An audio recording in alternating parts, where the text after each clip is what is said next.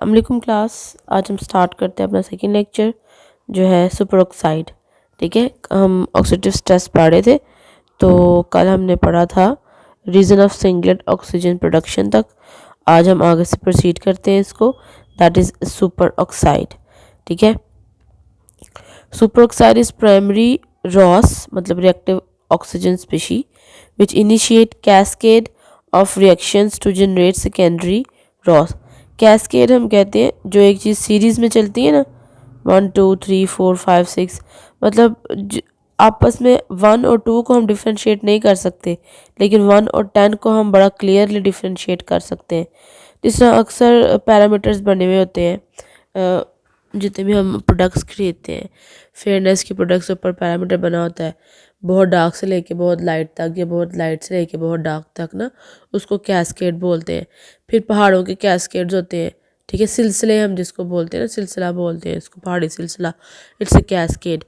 तो ये जो हम ऑक्सीडेटिव स्ट्रेस पढ़ रहे हैं, इसके अंदर हम जो रिएक्टिव ऑक्सीजन स्पीशीज़ पढ़ रहे हैं, तो आपको पता है ये भी एक रेंज की तरह मूव कर रहा है ना। जिस तरह हमने प्रीवियस अपने लेक्चर में पढ़ा कि पहले एक प्रोडक्ट बनता है, फिर उससे दूसरा बनता है, फिर तीसरा, फिर चौथा। तो ये क्या है, कैस्केड है। और इस कैस्केड को इनिशिएट कौन करता है, सुपर ऑक्साइड। ठीक है, सुपर ऑक्साइड क्या है, प्राइमरी रॉस है, प्राइमरी रिएक्टिव ऑक्सीजन स्पीशी है, जो कि इस प्रोसेस को क्या करते हैं, इनिशिएट करते हैं या जनरेट करते हैं। Reasons of singlet oxygen, okay, seller place of Ross. Cellular place of Ross में हम क्या देखते हैं, super oxide radical is regularly synthesized in the chloroplast and mitochondria through some quantity is also reported to be produced in microbodies। ठीक है, अब ये Ross जो है रिएक्टिव ऑक्सीजन स्पीशी में जो सुपर ऑक्साइड है, ये बन कहाँ पे रहा है, क्लोरोप्लास्ट के अंदर और माइटोकॉन्ड्रिया के अंदर, इन दोनों जगहों पे बन रहा है।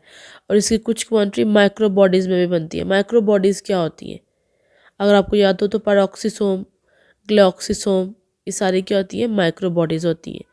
पेरोक्सिसोम और ग्लाइकोसोम, जब मैंने आपको हम क्लास में पढ़े तो मैंने आपको बताया था कि जब हम बात करते हैं कि जो स्ट्रेस है, सैलिनिटी, वाटर लॉगिंग या ऑक्सीडेटिव स्ट्रेस जो है, ये सीड्स को जर्मिनेट नहीं होने देती। ये बात की थी हमने कि जर्मिनेशन को रोक देती है। फिर हमने बात की थी कि जर्मिनेशन को कैसे रोक देती है, कि जर्मिनेशन जो भी सीड जर्मिनेट कर रहा होता है उसके अंदर माइक्रो बॉडी होती है, पेरोक्सिसोम और ग्लाइकोसोम। ये स्पेशली सिर्फ सीड जर्मिनेटिंग के अंदर ही प्रेजेंट होती हैं, जो ग्लाइकोसोम्स हैं। ठीक है, याद हो आपको तो।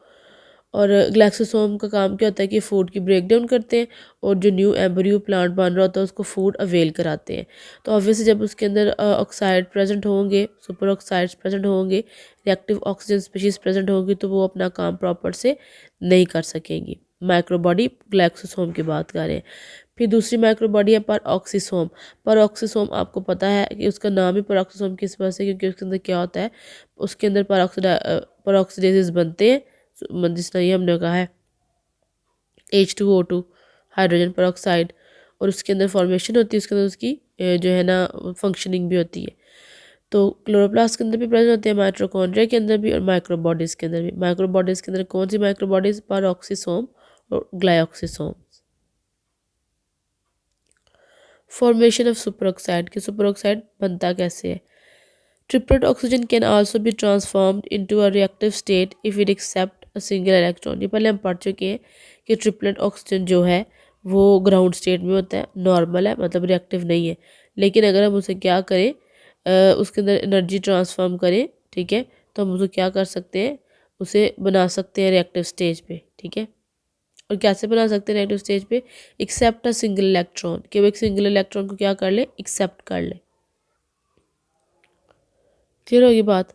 ओके, द नेक्स्ट है the molecule that gave up the electron is oxidize and the result of this monovalent reduction of triplet oxygen is called super oxide.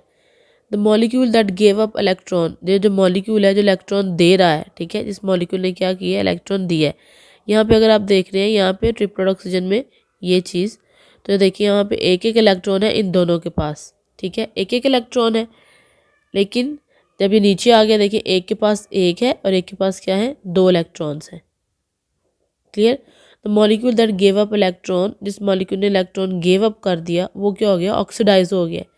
जो मॉलिक्यूल इलेक्ट्रॉन दे रहा है वो खुद क्या हो रहा है, ऑक्सीडाइज हो रहा है, लेकिन वो दूसरे को क्या कर रहा है, रिड्यूस कर रहा है। ठीक है, जो मॉलिक्यूल इलेक्ट्रॉन दे रहा है वो खुद क्या हो रहा है, ऑक्सीडाइज, और नेक्स्ट वाले को क्या कर रहा है, रिड्यूस। तो प्रोसेस कौन सा हो रहा है, मोनोवेलेंट रिडक्शन। क्या कौन सा प्रोसेस हो रहा है, मोनोवेलेंट रिडक्शन हो रही है। ठीक है, किसकी, ये ट्रिपलेट ऑक्सीजन की, ये जो हमारे पास नॉर्मल ऑक्सीजन है ट्रिपलेट, तो जब उसकी रिडक्शन हो जाएगी तो क्या हो जाएगा, सुपर ऑक्साइड बन जाएगा। क्लियर होगी बात। फॉर्मेशन में हम क्या पढ़ते हैं कि सुपर ऑक्साइड हम बना सकते हैं एक इलेक्ट्रॉन उसमें ऐड करा के। क्लियर, इलेक्ट्रॉन ऐड हमने क्या कहा है कि जो मॉलिक्यूल इलेक्ट्रॉन दे रहा है वो ऑक्सीडाइज हो रहा है, लेकिन नेक्स्ट वाले मॉलिक्यूल की क्या कर रहा है, रिड्यूस कर रहा है। क्लियर, रिड्यूस करके ट्रिपलेट ऑक्सीजन को किस में कन्वर्ट कर रहा है, सुपर ऑक्साइड में। इसको हम इस फॉर्म में लिखते हैं रिएक्शन को कि ये ट्रिपलेट है, ये जो ये लिखा हुआ है इस पर 3 लिखा हुआ है, ये ट्रिपलेट ऑक्सीजन है। ठीक है, प्लस उसमें एक इलेक्ट्रॉन हमने ऐड करा दिए, तो ये क्या बन गया, O2 नेगेटिव। ये O2 नेगेटिव क्या है, सुपर ऑक्साइड। क्लियर होगी बात।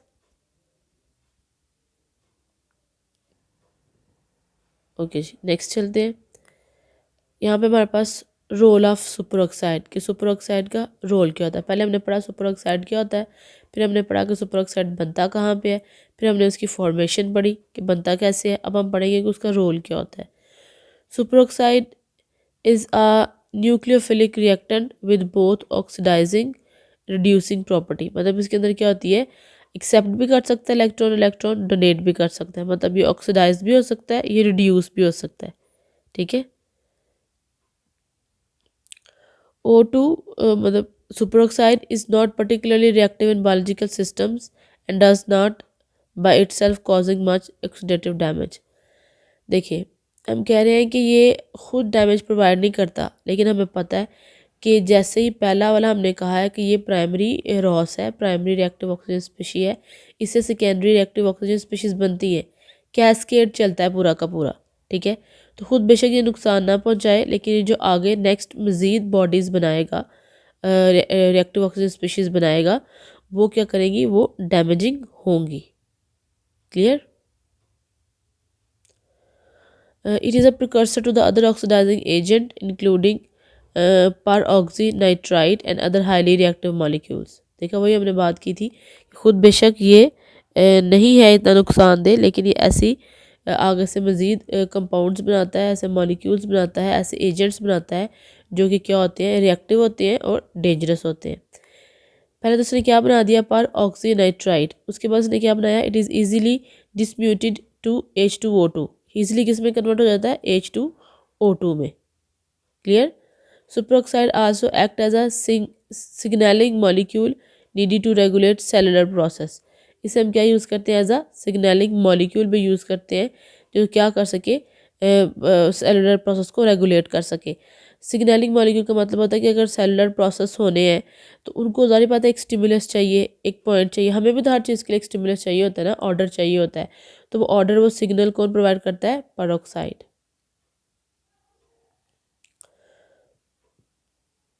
Super oxide, sorry. Super oxide can also react with nitric oxide, जो कि रेडिकल है। देखा, NO ऊपर डॉट है तो वो क्या है, रेडिकल है। सुपर ऑक्साइड किससे रिएक्ट करता है, नाइट्रिक ऑक्साइड के साथ, और क्या प्रोड्यूस करता है, peroxynitrite, another highly reactive oxidising molecule, जिसकी ये इक्वेशन दी हुई है। It has a single unpaired electron, thus it can react with oxygen in triplet ground state. इस पर क्या होता है, एक सिंगल इलेक्ट्रॉन पेयर है तो वो क्या कर सकता है, ट्रिपलेट के साथ बॉन्ड बना सकता है। इसके बाद है hydrogen peroxide. Superoxide can undergo monovalent reduction to produce peroxide. हमने पहले भी बात पढ़ी है कि ये बहुत जल्दी क्या हो जाते हैं, सुपर ऑक्साइड किस में चेंज हो जाते हैं, पेरोक्साइड्स में। An activated form of oxygen that carries a negative charge. ठीक है, ये किसकी फॉर्म है, एक्टिवेटेड। जो पेरोक्साइड है ये किसकी फॉर्म है, एक्टिवेटेड फॉर्म ऑफ ऑक्सीजन है जिसके ऊपर नेगेटिव चार्ज। देखिए O2 - O2। ये हाईली रिएक्टिव है, रिएक्शन नोन एज डिस्म्यूटेशन। याद करें जब हमने पहले वो डिस्म्यूटेज पढ़ा था, ठीक है, वेरी फर्स्ट में। तो हाइड्रोजन परऑक्साइड क्या होता है कि सुपर ऑक्साइड किस में चेंज हो जाता है, मोनोवेलेंट रिडक्शन। मोनोवेलेंट रिडक्शन हम कहते हैं कि सिर्फ एक जो है ना इलेक्ट्रॉन मूव करे, तो हम उसको मोनोवेलेंट रिडक्शन कहते हैं। ठीक है, कि वो रिड्यूस हो रहा है लेकिन एक एटम से, तो उसको मोनोवेलेंट रिडक्शन कहते हैं। सुपर ऑक्साइड में क्या होगी, मोनोवेलेंट रिडक्शन होगी। देखिए O2 नेगेटिव है ना, एक चार्ज उसके पास पहले ही प्रेजेंट है, तो बस उस एक और आ जाएगा, तो -2 हो जाएगा, मतलब एक चार्ज उसके पास और आ गया। क्या हुई है, monovalent reduction. An activated form of oxygen बन जाएगी, जिसके ऊपर दो नेगेटिव चार्ज होते हैं। सुपर ऑक्साइड के पास क्या है, एक चार्ज है। ठीक है, इसके पास देखिए ये एक चार्ज प्रेजेंट है, इसके पास दो चार्ज प्रेजेंट है। इसके अंदर क्या हुई है, मोनोवेलेंट रिडक्शन हुई है, और किस में चेंज हो गया ये, परऑक्साइड में, जिसके पास दो चार्जेस हैं। रिएक्शन को हम क्या कहते हैं, रिएक्शन नोन एज डिसम्यूटेशन। अगर आपसे पूछा जाए कि व्हाट इज डिसम्यूटेशन, तो आपको पता होना चाहिए कि डिसम्यूटेशन क्या होती है, कि जब सुपर ऑक्साइड में मोनोवेलेंट रिडक्शन होती है, और वो किस में चेंज हो जाते हैं, पैरोक्साइड में। और पैरोक्साइड क्या है, एक्टिवेटेड फॉर्म ऑफ ऑक्सीजन है, उसे हम क्या कहते हैं, dismutation. Clear.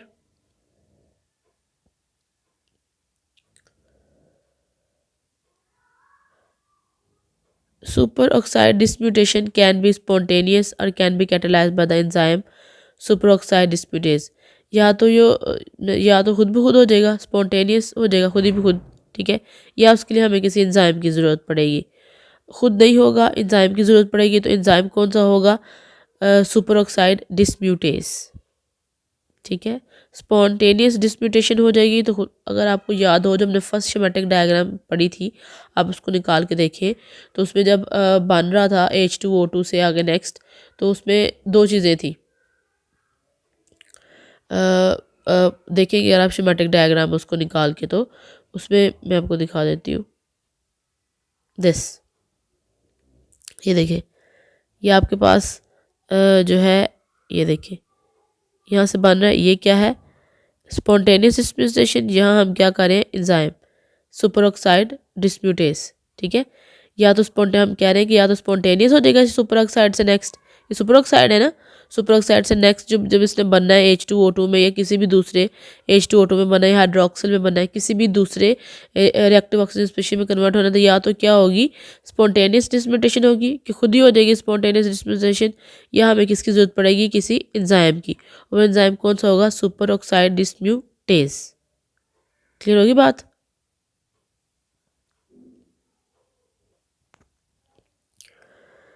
Super oxide डिस्प्यूटेज spontaneous होगा, या उसके लिए हमें एंजाइम की जरूरत पड़ेगी, the enzyme will be super oxide dismutase. Clear.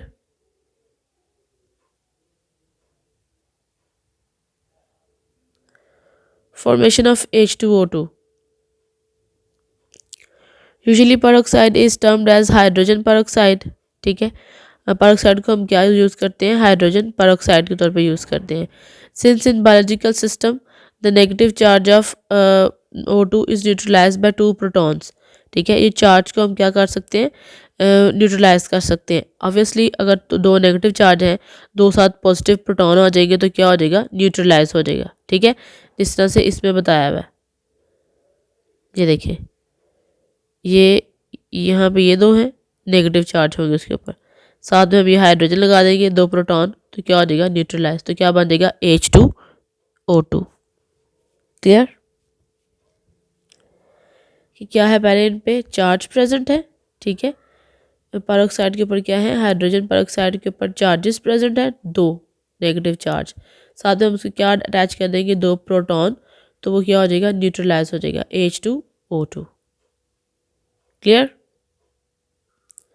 Okay, next is role of H2O2. Hydrogen peroxide is important in biological systems because it can pass readily through cell membrane and cannot be excluded from the cell. ये important होता है biological system के लिए। क्यों important है, क्योंकि ये easily move कर जाता है सेल के अंदर से। ठीक है, अगर हमें किसी चीज़ को अंदर लेके जाना है, सेल मेम्ब्रेन से या बाहर लेके आना है, तो हम इसकी मदद से मूव करा सकते हैं, क्योंकि ये इजीली क्या कर सकता है, पास कर सकता है। H2O2 is the only ROS that can diffuse through एक्वापोरेंस।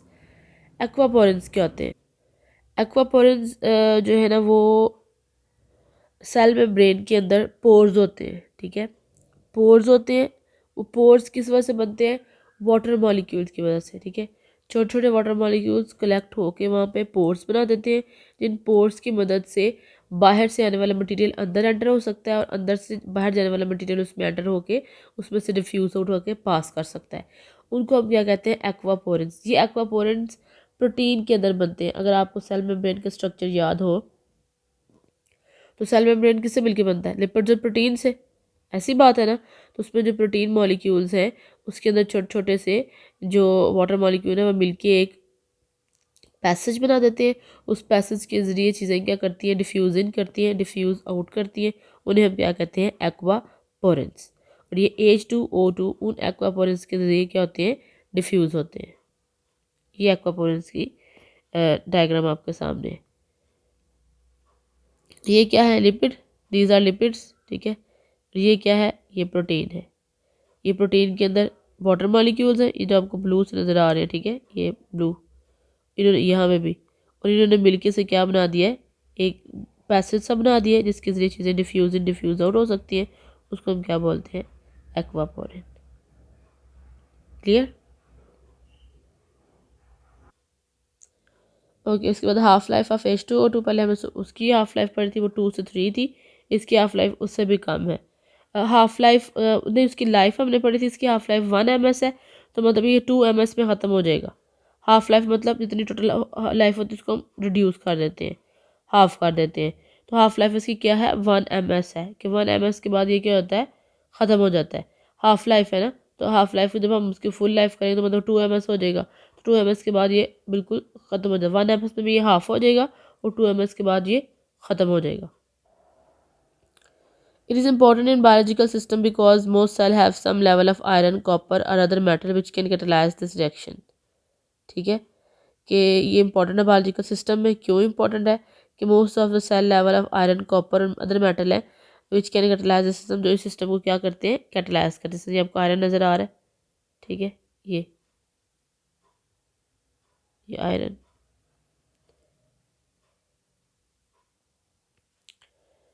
ये अगर आपको याद हो, आपने सुना हो, एक होता है फेरस और एक होता है फेरिक, ठीक है। फेरस और फेरिक में ये डिफरेंस है जो इनके ऊपर चार्ज पे आ रहा है, इसमें +2 है, इसमें +3 है। तो इसमें क्या कर रहा है, उसको ऑक्सीडाइज कर रहा है, ठीक है, प्रोसेस को कैटलाइज कर रहा है, जिसकी वजह से इन पर ये डिफरेंट चार्ज आ रहे हैं। हमने कहा कि H2O2 क्या है, इंपॉर्टेंट है, क्योंकि ये आयरन, कॉपर, अदर मेटल को क्या करता है, कैटलाइज करता है। देखिए इसको कैटलाइज कर रहा है ना, F2 को किस में कन्वर्ट कर रहा है, F3 में कन्वर्ट कर रहा है। देखिए H2O2 F2 के साथ मिलके F3 में इसे कन्वर्ट कर रहा है, और साथ साथ देखिए ये दूसरे सुपर ऑक्साइड्स भी बना रहा है, इसलिए ये क्या है, बायोलॉजिकल इम्पोर्टेंट। उसके बाद है role of hydroxyl ion. Hydroxyl radical, dot है, hydroxyl radical is the most reactive among all ROS, मतलब जितनी भी रिएक्टिव ऑक्सीजन स्पीशीज है उनमें सबसे ज़्यादा रिएक्टिव कौन है, hydroxyl radical. Hydroxyl radical react with all biological molecules and causes cellular damage, मतलब ये हर किसी के साथ में, हर बायोलॉजिकल मॉलिक्यूल, मतलब लिपिड पर oxidation, protein damage, membrane destruction, lipid के साथ मिलके, प्रोटीन के साथ मिलके ये क्या करता है, डैमेज कॉज करता है। और मेजर डैमेज लिपिड और प्रोटीन का कैसे होगा, सेल का डैमेज होगा, मेम्ब्रेन का डैमेज होगा, क्योंकि जितनी भी सेलुलर मेम्ब्रेन्स हैं या प्लाज्मा मेम्ब्रेन है वो किससे मिलके बनती है, लिपिड से और प्रोटीन से। Reactive oxygen species and cellular damage, सबसे पहले क्या होता है, reactive oxygen species causes damage to protein, DNA, lipids, chlorophyll और अदर मैक्रोमोलिक्यूल्स। जितने भी हमारी बॉडी के अंदर मैक्रोमोलिक्यूल्स प्रेजेंट है, वो मैक्रोमोलिक्यूल्स कौन से होते हैं, प्रोटीन्स, DNA, लिपिड, कार्बोहाइड्रेट्स वगैरह। और पहले हम पढ़ चुके हैं कि ये जो हाइड्रोक्सिल ग्रुप है ये क्या कॉज करता है, सेलुलर डैमेज कॉज करता है। Ultra structure changes, ultra structure changes कौन सी होती हैं, induces swelling of grana in the chloroplast. पहले तो हमने देख लिया ना कि वो डैमेज कौन सा है, मतलब कि सेलुलर डैमेज ये वाले हैं, और अल्ट्रा स्ट्रक्चर डैमेज कौन से हैं जो हम नीचे पढ़ेंगे। Swelling of grana in chloroplast, की क्लोरोप्लास्ट के अंदर जो ग्रेना होते हैं, अब ग्रेना का पता है ना, थैलाकोइड जो है वो मिलके क्या बनाते हैं, ग्रेना बनाते हैं। ग्रेना की स्वेलिंग हो जाती है, ठीक है। Induce swelling of cristae of mitochondria, mitochondria की जो इनर मेम्ब्रेन होती है उसमें फोल्डिंग्स होती हैं, उन्हें हम क्या बोलते हैं, क्रिस्टी। क्रिस्टी के अंदर भी क्या कर देंगी, स्वेलिंग कॉज कर देंगी। Swelling of nuclear membrane, nuclear membrane में भी स्वेलिंग कॉज कर देती है कौन, reactive oxygen species. Larger intercellular spaces, ठीक है, लार्जर जो इंटरसेलुलर स्पेसेस उनको क्या कर देते हैं, लार्ज कर देते हैं। Swelling of Golgi complex, Golgi complex में भी स्वेलिंग आ जाती है। इंक्रीज अमाउंट ऑफ डीएनए पर सेल, डीएनए के अंदर अमाउंट भी इंक्रीज, डीएनए में अमाउंट इंक्रीज हो जाएगी तो ऑब्वियसली वो मेल फंक्शनिंग हो जाएगा।